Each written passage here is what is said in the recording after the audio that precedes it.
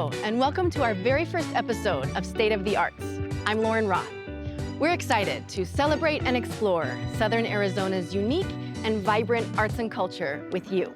In this episode, we will meet with visual artists, musicians, and sample tasty bites prepared by chefs who sprinkle their love and knowledge of Tucson's culinary heritage in their food. We're joining you here in Tucson's historic 4th Avenue. Nearby, I often find myself at the Linda Ronstadt Music Hall, where I'm concertmaster of the Tucson Symphony Orchestra. I'm also an assistant professor of practice at the University of Arizona, where I teach violin. I grew up right in the middle of Seattle, Washington. I played tons of sports year-round, did lots of music, tap dance, but my love of violin started early, and I had my first lesson on my 3rd birthday. I later studied violin at the University of Washington and also at the Cleveland Institute of Music. That launched my career here to Tucson. I spend my time on stage performing with the orchestra and playing recitals, and you can find me hiking in Sabino Canyon at times, in front of the TV watching sports on Sundays, and possibly at a Sonoran hot dog food truck. I think the arts and culture scene in Tucson is really unique because I find it so varied and appealing to all sorts of tastes. There's just so much variety and a little bit of quirkiness, which I always think keeps the city and people down to earth and honest. With a region as large and diverse as Southern Arizona, defining arts and culture can be difficult. You can ask anybody how they feel about the subject, and everyone has a different answer. Oh, I think Tucson's very cultural. A lot of great concerts. It's a wide variety of different types of events, Broadway musicals. Art and culture makes me think of the Museum of Art. And I love culture of Tucson because it's telling us about what the community is about, our heritage. All the murals around town, I love all the murals that we have. All of the historic buildings we have here, typically influenced from like Mexico or South America. I think of like the Mexican cuisine. Tucson's music scene, so it has an incredible mix, very eclectic. Culinary arts, I've just loved so much here too. There's a lot of circus arts in Tucson, there's a lot of dance in Tucson. It needs people to go out to it. As my stepmother used to say, if you ignore your teeth, they'll go away. If you ignore the arts, they will disappear. Southern Arizona has a unique visual style, but defining it can be challenging. Next, we'll introduce you to 4 unique artists based here. Not only do they enhance our community, but they are also dedicated to passing on their cultural and artistic heritage with future generations. They believe if you do not have your culture, you have nothing. There's always a phase of mural painting where it's just like the most hideous, ugly, awful thing you've ever seen in your life. I just don't think it's ever gonna get better. You want that satisfaction of seeing it completed, and there's just a whole lot of stuff that comes in between. Art for Jessica is a walking, talking, breathing event. To the way she dresses, to what she does for a living, to the moment before she goes to bed. There is art just constantly flowing. I really didn't start painting much until I went to the U of A. I got a BFA in 2D art with a focus in painting. I always sort of thought that art would be my side gig. In 2016, for the City of Tucson Mural Arts program, they put out a call to artists on the news. I ended up getting selected. The best way to learn something is to just throw yourself into it, so that's pretty much exactly what happened. Once I kind of got out there and people sort of recognized my work, it was kind of this grounding thing for me that this is a community that I love and I've been here a long time, and now I'm establishing myself as a creative. The goal of it is to be very uplifting, something that the community can take something positive away from. I see materials and it immediately pops in my mind. When we first encountered Carmen, we were pretty taken back by what a treasure she was here in our midst, in Tucson. She adds so many dimensions of texture and depth to what we thought we knew about the folklorico dance movement. I'm crazy about folklorico because it's always moving, always color. In 1974, I started teaching folklorico to children from 1 year old and up. You're much better. Tie your shoes. Tie your shoes in your place. Okay, come on over here. She's strict, but in a good way. Stay there. In 1, in 2, turn in your place. It makes everybody pay attention more. Up. Bend your knee. Bend your knee. She's made so many dresses. It's great that she can make them, but it's just like amazing how she can make them.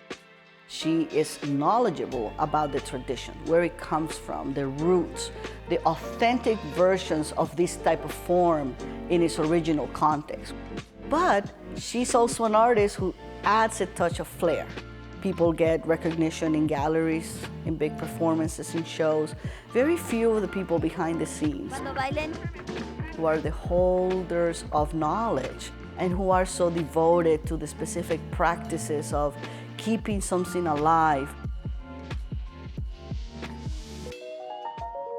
When you begin, it's daunting, right? Because you got to put all these little pieces, one by one with a pair of tweezers.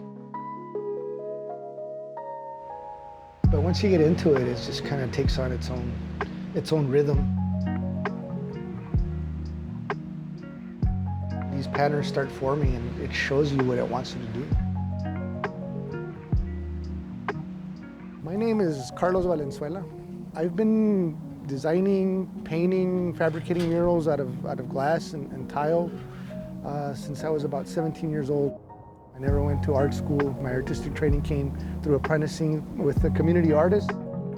I think Carlos is one of, if not the most prolific artist in town as far as making public pieces of art.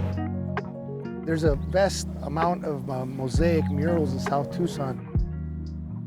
It stems from the Las Artes program, which was a county program that was started in the early 90s. It was a GED program. All these murals were created through community effort. They were created by young people that were a lot of times in very difficult situations. Carlos is very special because he embodies the spirit of community generosity.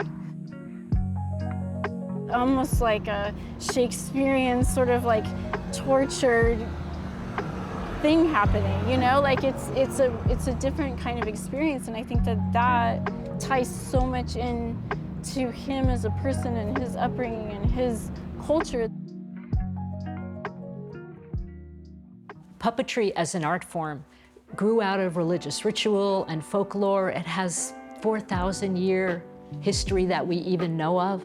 And I feel part of that historic, ancient tradition. I'm Lisa Stirs with Red Herring Puppets. I really became interested in puppetry at an early age. It's important to me as a puppeteer to teach the next generation. The tree, I think, went up a lot smoother this time, too, so which is really good. These are, who was this guy? Kyle.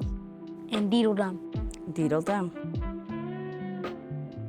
I've done hundreds of residencies in schools, working with curriculum, working with arts and education.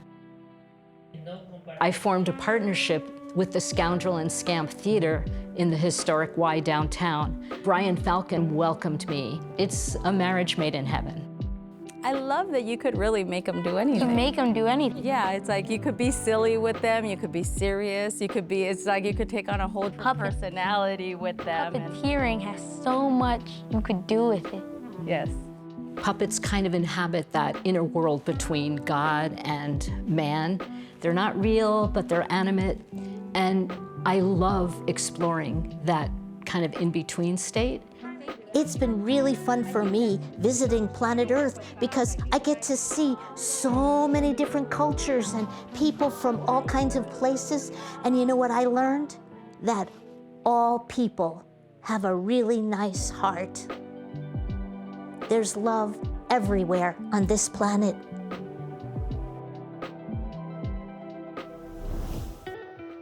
What is the common thread between Las Azaleas, a women-led mariachi band, Neon Prophet, a desert reggae band, and Kiklo, the duo that plays tunes from the Aegean region? These musicians from all different walks of life share in southern Arizona's musical pulse. Their virtuosity allures crowds to dance.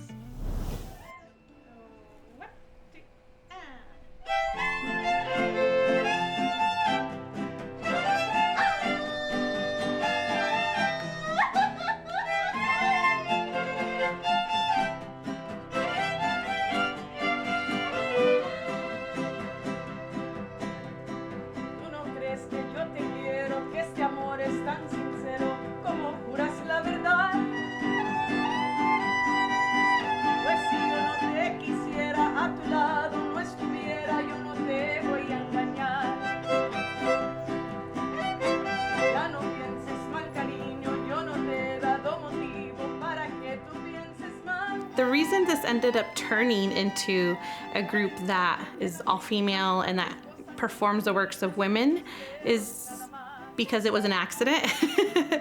I just wanted to experiment and I wanted to just play music. And it turned out I kept calling these really talented musicians and they all happened to be women.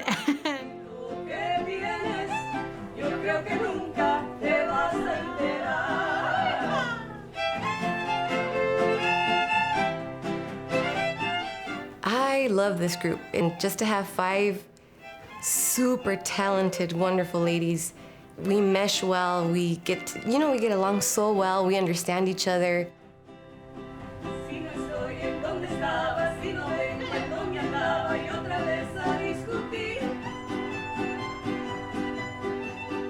The main reason why I joined Las Azaleas was to get a new experience that wasn't just mariachi, and I think that Diana tries really hard to incorporate all types of female artists, whether it be a pop artist, we've done a couple pop songs. Mariachi music started as a completely male-dominated genre, and all of the lyrics and the songs are from the viewpoint of a man. We make sure that the music we perform was either composed or popularized by a woman. And so I wouldn't want to just say we are a traditional group, just because I do value and appreciate the rich history of mariachi music.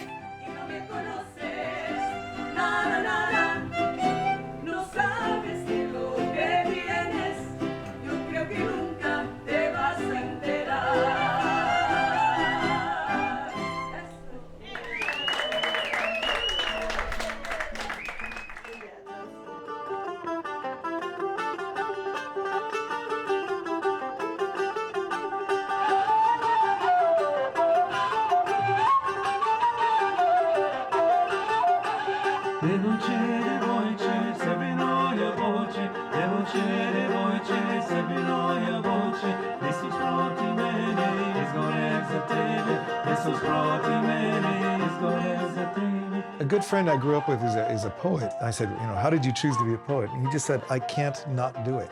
And I feel exactly the same way about music. I just can't not do it. One of the most amazing things about being a human being is having music. I come from a very sort of normal American, if that's possible, sort of WASP background. And so I learned piano and flute and all of those things. I'm from Bulgaria. Bulgaria is an interesting country. It was communism for many years.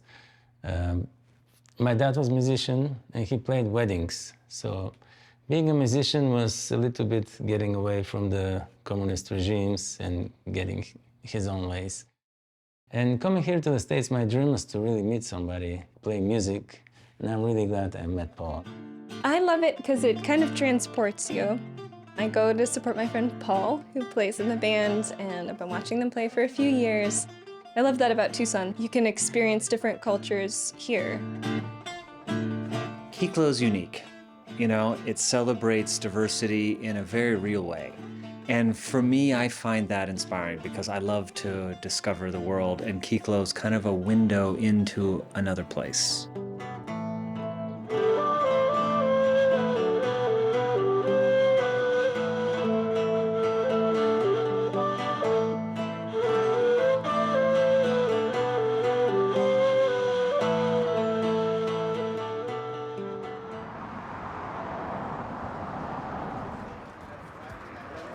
This Saturday night show is like, this is, for the last 37 years, this is Tucson's reggae scene. And it's amazing to be part of it. You know, an interesting thing about reggae in Tucson is the Native American people got into it really before it was in the city. Yeah, we play desert reggae. We play our own brand of, our own style. Jamie is a hell of a singer and bass player.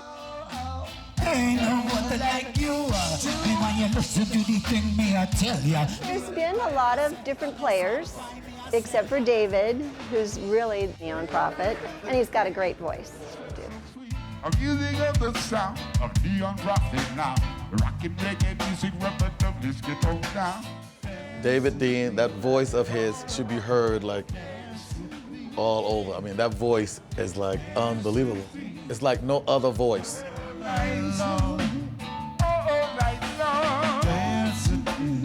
I began to understand, their kind of foundational principle of one love, unconditional love.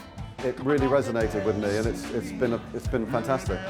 They're on a long ride. I just joined in on the ride, I'm happy about that. I'm happy I got a chance to experience it, and I'm still experiencing it. Yeah, it's been a blast.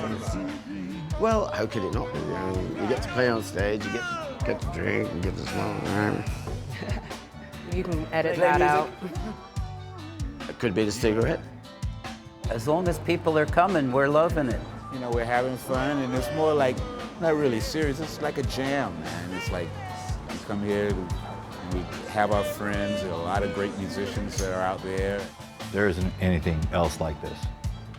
There's a connection with the community, with each other. It's really different. It's special. How you feeling, Tucson? Oh. All right. Ow! Thank you so very much. Yeah.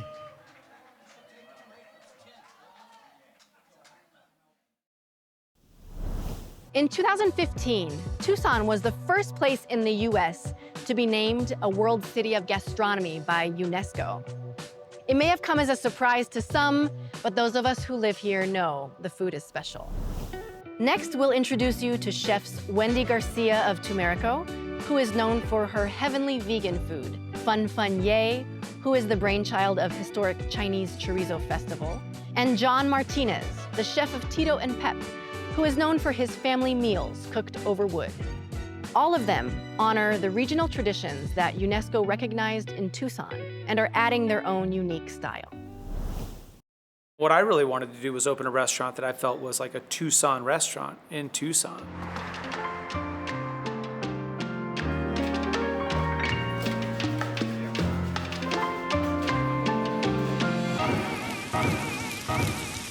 My name is John Martinez.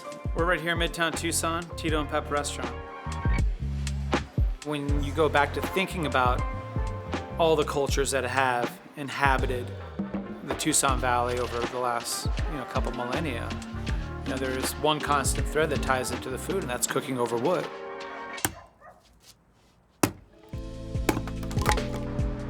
Was looking for the right place. I knew I wanted to have the focus of the restaurant be a mesquite-fired grill or a mesquite-fired hearth. We really wanted to kind of tie the decor within the space to the neighborhoods where we're located. Ideally, we want to serve the people that live closest to us. We want them to be our regulars. Coming in here kind of feels like you're in your own neighborhood. Pretty much like any borderland wherever you go, right? It's culturally brackish, so to say. You have this constant influx and mixing of people from either side of the border. The flavors that kind of resonate here that are different than others is, we really do embrace that full flavor cuisine that you get coming out of Mexico. Some good pickled onions, some toasted pumpkin seeds, ties back to the squash that we're using. And again, adds some great texture. Then we're gonna dress the whole salad with some fresh lime. And then we finish with a little bit of queso fresco.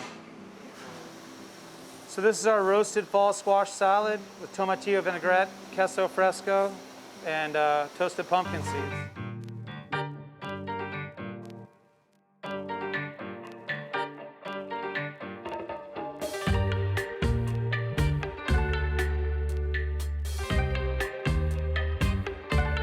My name is Fun Fun Yay, and it's fun fun like you're having fun twice.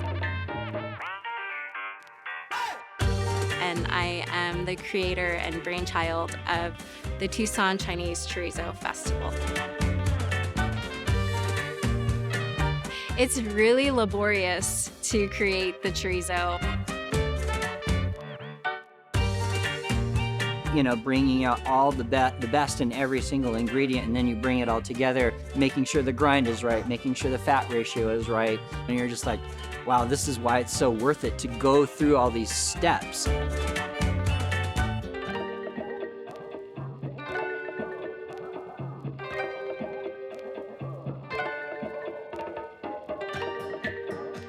The Chinese chorizo is an actual historic sausage that was made here in Tucson. So it's specific to this city, and it was developed in Chinese grocery stores that were all located here on Tucson's south side and in the barrios. It was a really important place where they spoke Spanish, they spoke indigenous languages, and they really catered to their community. I was surprised to hear that most Tucsonans don't know about this story.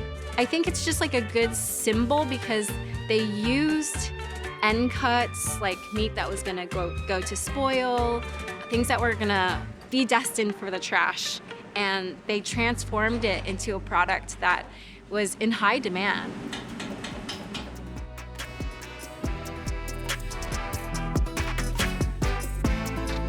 You know, Fun Fun was just like, hey, I heard about you, I know what you do, I think you're the perfect guy to help us out, will you please help? And I was like, absolutely. Yeah. We're producing everything here at ArtZ Meet company with sustainable and ethical meats, and bringing modernity to this recipe was also offering the vegan plant-based version. At the end here, I think we're gonna be a little under 600 pounds of chorizo because there's 20 different restaurants participating in this festival, and we are giving each restaurant, 15 pounds of the pork and 15 pounds of the mushroom. Everyone seems to be really just so excited for this, and the really cool part of this project is that it interjects something new and fun for chefs and restaurants and for their customers to experience. When you're a person of color or a person of mixed race in America, it's really hard to kind of like place your identity. And today there's only like about 3% of the population is Asian. And growing up, I was like one of the few. And so I kind of thought about that time all through school that I felt really like, alone and alienated. And I was thinking like, what would I want at that age? And I was like, okay, what if I do something for the like little fun funs that are out there and that want to see their identity reflected in the culture? Why not renovate our narrative too, and let's bring back this story, because this story actually helps Tucson to get where it is today economically and culturally. It's about what the mission of this project is, and that's, I think, what's cool with our community. It wasn't about each individual, it was about what we can do for one another. I felt really touched because a lot of people, came up to me, and said, oh, I'm Mexican and Chinese. I'm a product of this, and thank you for seeing me. It's just really nice to kind of tick off my mission and say okay, yeah, these people are being seen. That's all that we're looking for, I think, is some sort of validation.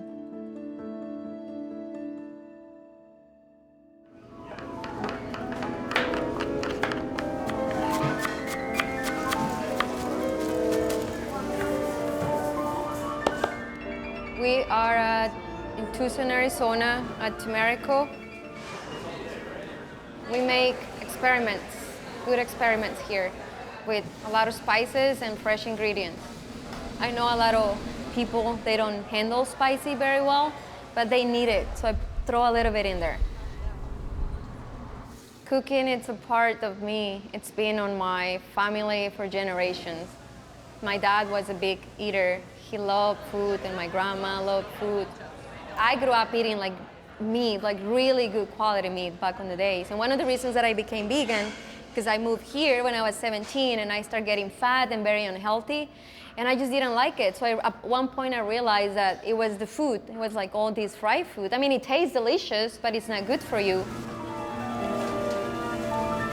I don't see vegan food as different from any other food. I grew up with this food, like the flavors, the spices, the way the food is cooked, like it's fresh. I feel overwhelmed with just a lot of compassion for her, because I think she's really, really amazing human being.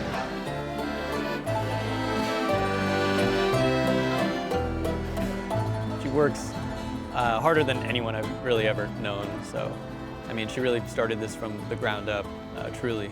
She's a very admirable person with her intensity, you know.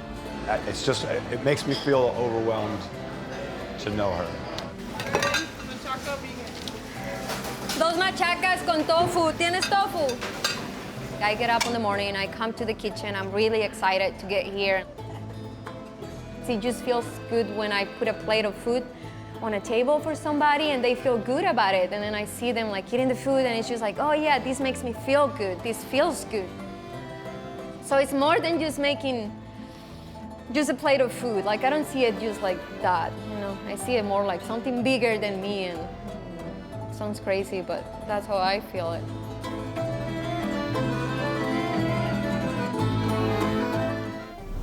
Thank you for joining us here on State of the Arts.